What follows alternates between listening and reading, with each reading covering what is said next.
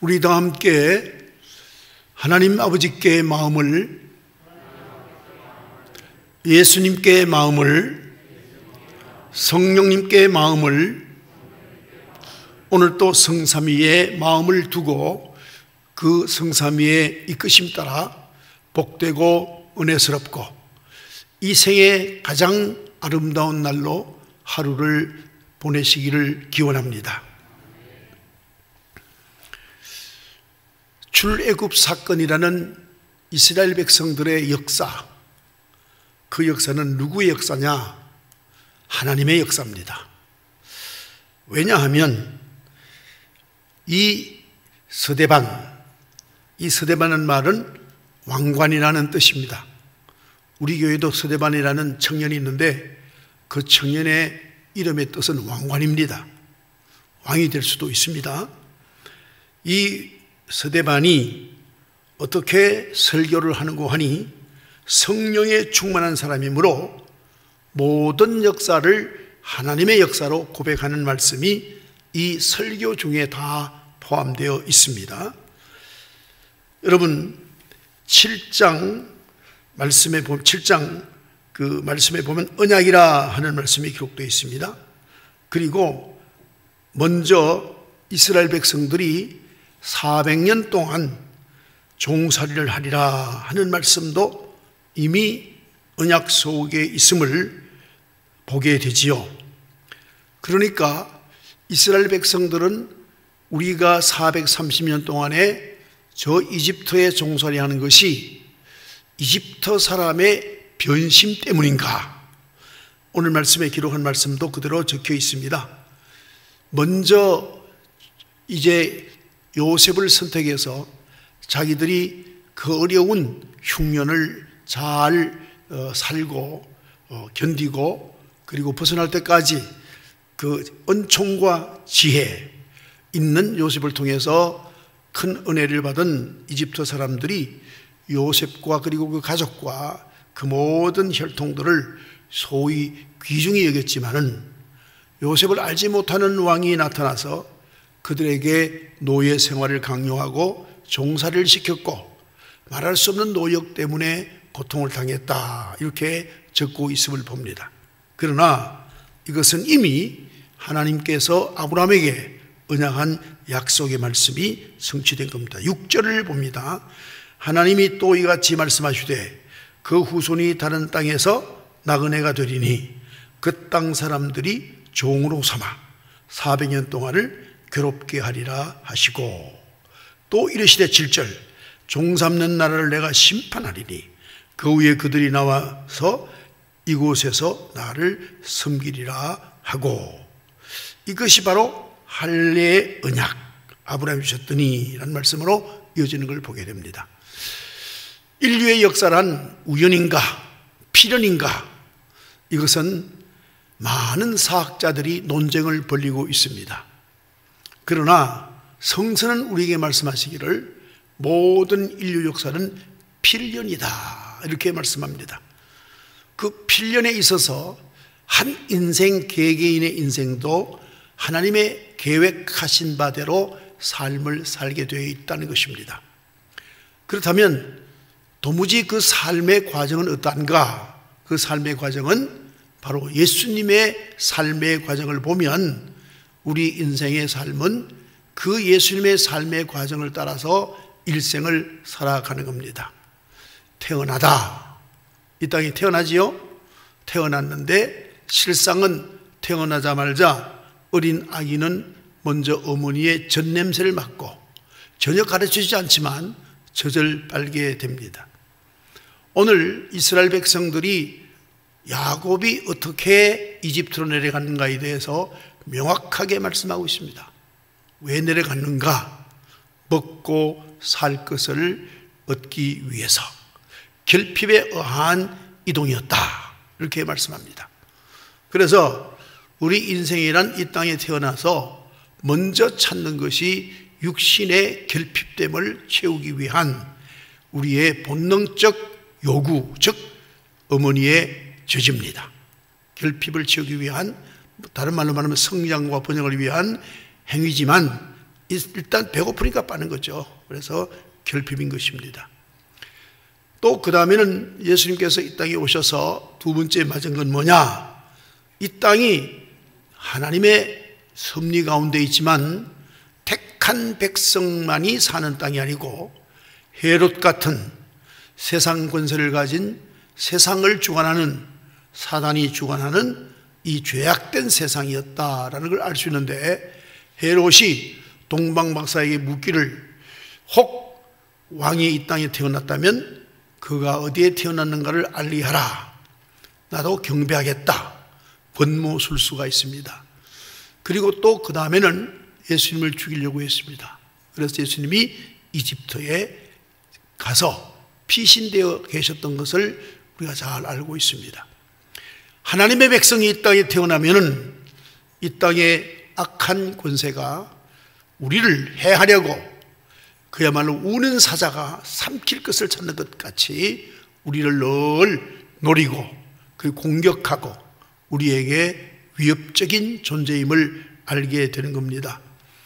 왜 예수님께서 이 땅에 오셨는가? 하나님의 언약의 성취를 위해 오셨습니다. 그렇지만은 그 언약이 성취되지 못하도록 하는 세력이 예수님을 죽이려고, 어린 아기를 죽이려고 했던 것을 볼 수가 있습니다. 그러나 예수님은 이집트로 피난 갔다가 이제 천사의 그 도움을 받아서 다시 이제 이스라엘로 돌아오게 됩니다. 여러분, 이렇게 되는 일들을 놓고 우리는 예수님이 어떻게 그 유년 시절을 지냈으며 그의 육적 생활을 했는가에 대해서는 단 누가복음에만 기록되어 있습니다. 그는 키가 자라고 지혜가 자라고 그렇게 쭉 기록하고 있습니다. 이 내용을 오늘 본문 말씀에도 기록되어 있습니다. 10절에 요셉이 받은 것이 뭡니까? 은총과 지혜입니다. 이 지혜는 하나님의 말씀, 하나님의 뜻을 알고 그 뜻대로 행하는 것을 의미하는 겁니다. 여러분, 우리가 지혜라는 것은 하나의 이치를 깨닫는 데서, 진리를 깨닫는 데서 머무는 게 아니고 그것을 깨닫고 믿고 행동하는 겁니다. 여러분께서 산산수훈이라고 하는 예수님이 이 땅에 오셔서 우리에게 주신 가장 중요하다 그럴까요?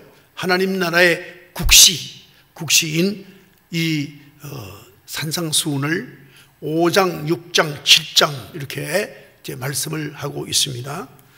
그러면서 마지막 산상수훈의 마지막은 말씀을 듣고 행하는 자가 복이 있다 그랬습니다. 그래서 지혜라고 하는 것은 말씀을 듣고 행해야 하는 것입니다. 그래서 우리는 이 인생을 살면서 그 말씀이라는 것은 들어야 하고, 들은 다음에는 믿고 행함으로 말미암아 열매를 맺어야 합니다.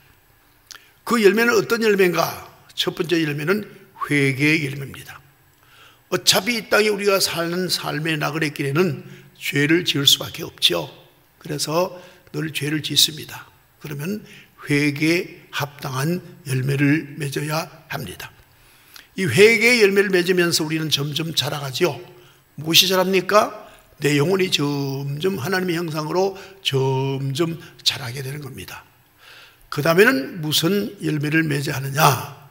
성령의 열매를 맺습니다. 여러분, 갈라디아서 5장 22절 이하에 성령의 열매인데, 이 성령의 열매는 하나님의 성품이요 예수 그리스도의 성품입니다. 그래서 예수 그리스도의 온전한 성품으로 자라가기 위해서 점점 우리는 성화가 되고, 그리고 성화가 되는 과정에 있어서 우리에게 필요한 도구가 있는데 그것이 바로 육신입니다. 그래서 성화의 그 과정을 점점 더 하나님의 그 형상, 우리가 본래 받은 하나님의 형상대로 지음을 받는 우리가 회복되어져 가는 과정이 있는데, 그 과정에 예수의 성품을, 인격을 담는 겁니다. 그래서 성령의 9가지 열매를 맺는 겁니다. 또 우리는 어떤 열매를 맺느냐? 섬김의 열매를 맺습니다. 이게 뭐냐 하면 산상수훈을 말씀하시고 마지막에 하신 말씀, 마태복음 7장 말씀을 지금 전하고 있는 겁니다. 그러니까 듣고 행하라 하는 이 말씀, 행함이 뭐냐? 열매 맺는 게 행함이다. 이 말씀을 전하고 있는 겁니다. 그래서 이제 봉사의 열매를 맺습니다. 봉사의 열매는 뭐 긴 이야기 할 것 없지요. 섬김의 열매입니다. 이 섬김의 열매를 맺음으로 말미암아 하나님의 사랑을 우리가 이 땅에 펼치고 또 나누어 주고, 그리고 그 섬김이 결국 그 악을 섬기는 겁니다. 우리가 선한 사람이 선한 사람도 섬기지만 우리가 악한 사람을 섬기는 겁니다. 죄된 세상을 섬기는 겁니다. 예수님께서 이 땅에 오셔서 누구를 위해서 오셨습니까? 죄인을 위해 오셨습니다. 세상을 위해 오셨습니다. 요한복음 3장 16절, 하나님이 세상을, 교회를 아니고 세상을 이처럼 사랑하사 그랬습니다. 우리도 세상을 섬기고 세상을 사랑하고 세상을 늘 우리가 우리의 모든 영성과 우리의 지혜와 우리 모든 은혜를 가지고 이제 나누어 주는 겁니다. 섬깁니다. 봉사하는 것입니다. 봉사에 열매를 맺는다. 섬김에 열매를 맺는다는 것이죠. 뭐 그 외에도 다른 열매가 성경에 찾을 수 있겠지만은 세 가지 열매를 우리는 생각할 수가 있습니다. 그래서 우리가 이 땅에 살면서 우리가 만약 이 부조리한 세상이 없다면, 이 사탄의 휘하에 있는 악마나 악령이나 그리고 또한 우리에게 마귀나 그런 권세가 우리에게 해로움을 주지 않는다면 어찌 우리가 섬김의 도리를 우리가 배우겠습니까? 열매를 맺겠습니까? 그렇기 때문에 이제 이스라엘 백성이 400년간 이집트 땅에서 종살이 하면서 섬김을 배우는 겁니다. 섬김을 배우는 거죠. 이렇게 해서 우리가 이 땅에서 그런 육체를 가지고 있으면서 하나님의 그 은혜와 은총과 그리고 하나님의 지혜, 하나님 말씀을 듣고 깨닫고 행하는 것, 이것을 하기 위해서 택한 백성 하나님의 자녀 우리 모두를 이 땅 세상에 나그네 생활을 시키고 있는 겁니다. 우리 생각에는 아기가 태어나서 결핍 때문에 어머니의 젖을 빨지만, 그러나 그는 키도 자라고, 예수님 키도 자랐지요. 지혜가 충만하더라 그랬습니다. 그래서 성령의 사람들은, 하나님의 택한 자들은 점점 하나님의 말씀을 듣고 하나님의 말씀을 점점 실천해가는 이러한 삶을 살 수 있는 우리의 영성이 점점 자라가야 됩니다. 영혼이 자라가야 되겠죠. 그래서 우리가 이 땅에 사는 건 육을 위해 사는 것이 아니라 내 영혼이 점점 자라서 성숙한 영혼이 되기 위해서 이 땅 나그네 생활을 한다 하는 것입니다. 그래서 우리 인생이란 과정적 존재다.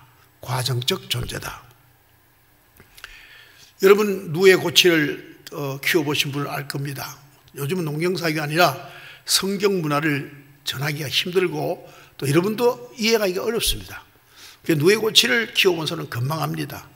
처음에는 까만 씨가 알이 나죠.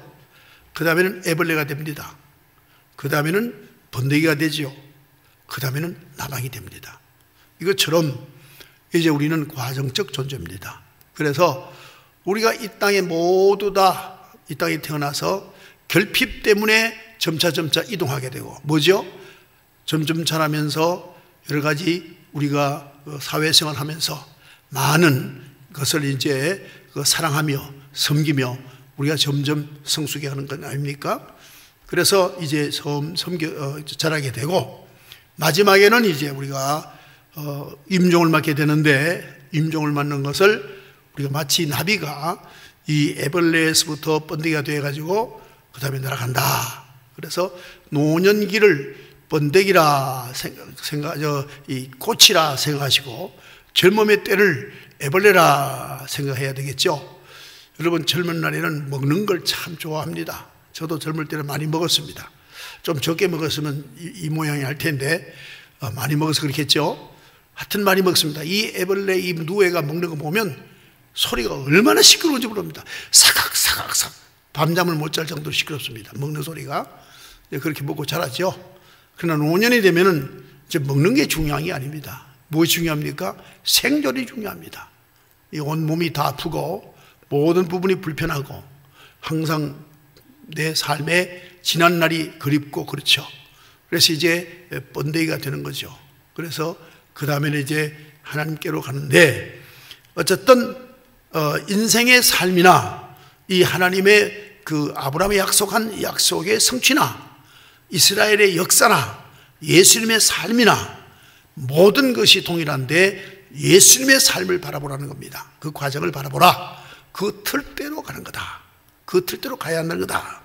그래서 결국은 예수님은 자기 죄를 위해서 고난받는 게 아니라 우리의 죄를 위해서 고난받으셨죠? 그러니까 우리도 이 땅에 살면서 성숙해지면 나를 위하여 사는 존재가 아니라 이웃을 위하여 사는 사람, 그리고 또한 하나님의 영광을 위하여 사는 사람, 그리고 또 고난받을 줄 아는 사람, 고난받으면서 희생할 줄 아는 사람, 이렇게 우리가 성숙한 십자가 질 줄 아는 사람이 될 때에 우리에게 열려있는 것은 하늘물이다. 예수님께서 부활하시고 성천하신 것처럼 우리는 바로 예수님의 성천하는 부활과 성천의 길을 열어두었기 때문에 임종의 눈을 감기만 하면 벌써 천국에 당도하게 된 겁니다. 그러므로 말미암아 우리가 이 땅 육신의 때가 참 소중하다. 뭐가 소중하냐?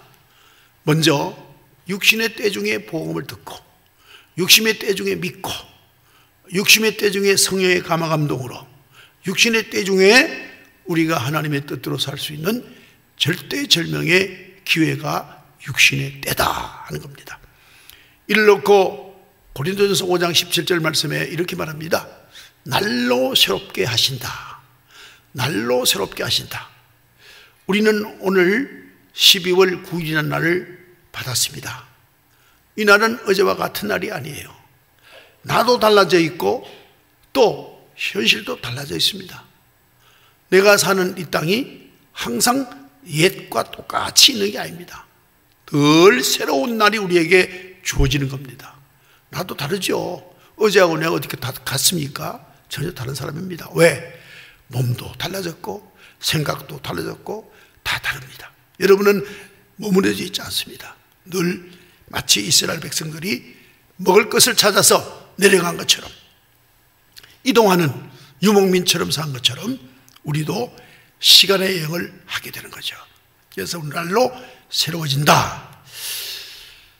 저희 그 벗들을 보면 고등학교 졸업하고 신학교 때 만난 벗들이 요즘 연락이 많이 옵니다. 옛 같지 않다. 그 얘기가 지금 뭐죠?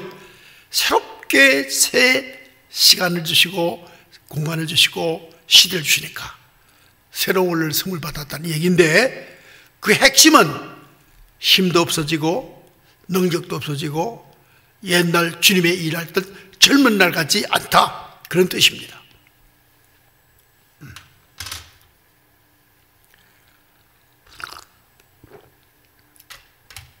우리가 머물러 있지 않다는 것입니다. 그런데 문제는 결국 우리가 구원을 받는데 이스라엘 백성들이 종살이에서부터 벗어나 요단강 이제 홍해를 건너서 자유와 그리고 하나님의 은택의 자리에 가는 그 과정에 있어서 하나님께서 가만히 보라, 홍해를 육지처럼 건너게 했던 그 역사는 뭘 말하느냐? 역시 역사의 주관자는 하나님이시고 내가 살고 있지만은 하나님의 역사다 하는 걸 깨달아야 합니다. 여러분은 언제 거듭났습니까? 저는 퇴근하고 버스에 내리다 거듭났습니다. 뭐 주님 앞에 나 거듭나게 해주세요 라고 하지 않았습니다. 그러니까 결국 하나님께서 내가 이 땅에 태어나기 이전부터 하나님은 나를 통하여 자기의 역사를 이루고 있었던 거죠. 여기 주 예수 교회를 섬기게 하기 위해서 1979년 어느 날 5월 어느 날 우리 하나님께서 부르신 거죠. 제가 제일 하고 있습니까? 하나님의 계획대로 저는 따라가고 있죠. 여러분 마찬가지입니다. 이 세상에 젊을 때 우리 김 장로님이 우리 교회 와서 새벽기도 할 줄 알았어요? 전혀 몰랐지요. 꿈이 크고 그때는 아마 대통령도 바라봤을 텐데 하나님께서는 적절하게 나라를 섬기게 하고 그리고 지금은 주 예수 교회에 와서 섬겨라 그러고 오셨잖아요. 전혀 계획했던 일이 아닌 늘 새 일을 맞습니다. 여러분, 오늘도 오늘에 성실하게 우리가 살지만 내일이라는 새날을 하나님이 준비하시고 내일 또 하나님이 자기 일을 할 때 나를 쓰시는 거죠. 사용하시는 거죠. 그래서 역사는 하나님의 역사다. 하나님의 언약하셨고 그 언약대로 하나님은 이끌어 가신다. 우리는 이 믿음을 가지고 그 언약에 성실히 우리가 순종하고 우리가 그 성실히 지켜나가는 것, 이름으로 말미암아 언약의 약속이 어디까지입니까? 결국은 우리는 저 하나님의 나라에 가면서부터 온전해지는 존재로 우리가 가게 되는 거죠. 여러분, 오늘 본문의 말씀 그 스데반이 설교하는 목적이 있습니다. 뭐냐? 예수 그리스도가 언약의 성취자로 오셨다. 그리고 예수를 믿어야 너희가 정령 영생하는 은총을 입는다. 예수가 우리의 죄를 위하여 십자가에 피 흘려 죽었다. 복음을 전가하기 위해서 이 유대인들에게, 서기관들에게, 율법사들에게, 제장들에게 예수가 주라는 걸 증거하는 이 설교를 하고 있습니다. 여러분, 11절에 그때 애굽과 가나안 온 땅에 흉년이 들어 큰 환란이 있을새 우리 조상들이 양식이 없어서 결핍 때문에 이집트로 우리가 갔지만 그것 또한 하나님의 역사의 과정이었다. 이렇게 증거하고 있습니다. 여러분, 역사는 하나님의 역사고 우리는 그 역사에 쓰임받는 택한 하나님의 자녀들이죠. 그러니까 하나님 뜻이 이루어지는 겁니다. 하나님 뜻이 이루어져야 우리에게 가장 큰 언약의 성취가 되는 겁니다. 우리가 주기도문 할 때 어떻게 합니까? 하나님의 뜻이 이루어지시옵소서 그렇게 기도하잖아요. 사탄의 뜻이 이루어지면 안 되죠. 내 뜻이 이루어지면 안 되죠. 나는 부족하고 온전치 못하니 내 뜻이 이루어지면 안 됩니다. 사탄의 뜻이 이루어지면 안 되죠. 우리는 사악한 사탄의 뜻이 이루어지면 멸망할 수밖에 없습니다. 오늘 또 하나님 뜻이 이루어 주시옵소서. 거기에 당신의 손에, 사랑의 손에, 전능한 손에, 그리고 그 은총의 손에 붙잡혀서 오늘 한날도 복되게 살게 하옵소서. 이렇게 기도하면서 하루를 시작한 여러분은 복되고 복된 분들입니다. 오늘 한날도 하나님 뜻이 이루어지고 여러분에게는 큰 축복이 되고 여러분에게는 은혜가 넘치는 참 하나님께서 보시기에 좋은 하나님의 자녀들로 삶으로 한날을 마치는 날 감사 기도할 수 있는 우리 모두 되시기를 주님의 이름으로 축원합니다.